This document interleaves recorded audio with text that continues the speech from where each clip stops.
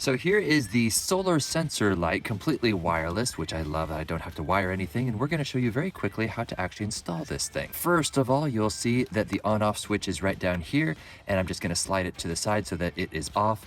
Then we're going to get the mounting bracket like so.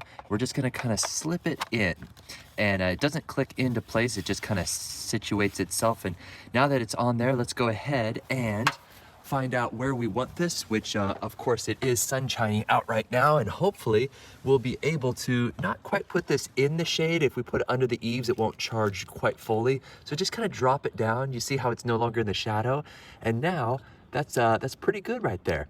So now we can slip the bracket off and just kind of position it right there and drill it on in. All right, one quick little tip is when you are mounting this bracket, make sure that it's placed down and not necessarily snugged up too tight, because in order to mount your light, you're gonna have to go from the top, position it up, and then it slides down.